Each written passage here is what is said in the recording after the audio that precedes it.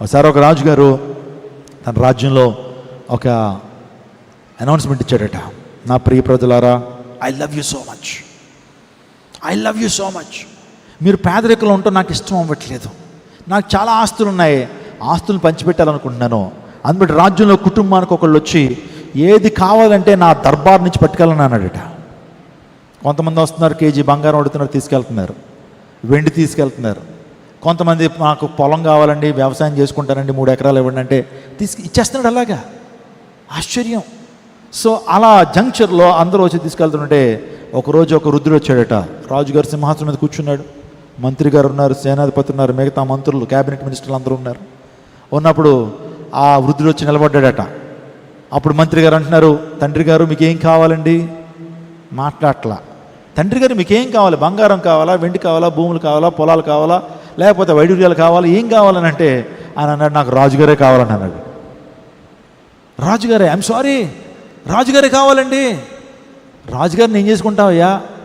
రాజా మీరు ఏం అడిగిన ఇస్తానన్నారు కదా. అవును, రాజుగారు మాట తప్పరు. అయితే ఏంటయ్యా నీ సమస్య? మీరే కావాలండి అన్నాడు. అయితే ఓకే నీతో పాటు వస్తానని బయలుదేరాడు. బయలుదేరిన తర్వాత రాజుగారు చక్కగా ఇంటికి తీసుకెళ్ళాడు. ఎవరింటికి? ఊరి వెలుపట ఒక చిన్న పూరిపాక ఉంది. ఆ పూరిపాకలో తీసుకెళ్ళి చిన్న చేరేసాడట, స్టూలు, పీట. రాజుగారు అక్కడ కూర్చుంటాడా? ఆ ఇంట్లో ఉంటాడా?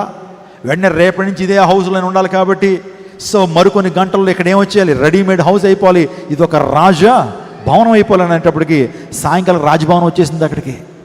ఆ తర్వాత ఇంట్లో మొత్తం అన్ని చైర్స్ మారిపోయినాయి, సోఫాలు మారిపోయినాయి. ఆ కాసేపటి అంటున్నాడు, రాజా మరి మధ్యాహ్నం 1 గంట అయింది, గంట కొడతా ఉంటుంది కదా, అందుని బట్టి ఆకలేస్తూ ఉంది ఇద్దరికి. ఎంత రాజు అయినా సరే మధ్యాహ్నానికి ఏమేస్తుందమ్మా? ఆకలేస్తుంది కాబట్టి అయ్యా 1 గంట అయింది కాబట్టి లంచ్ టైం అని చెప్పి వంటగదిలోంచి నూకల జావ పట్టుకొచ్చాడట. ఏ పాత్రలో? మట్టి పాత్రలో. ఆ మట్టి పాత్రలో నూకల జావలో కొన్ని పురుగులు కూడా తిరుగుతున్నాయి. రాజుగారు తింటాడండి?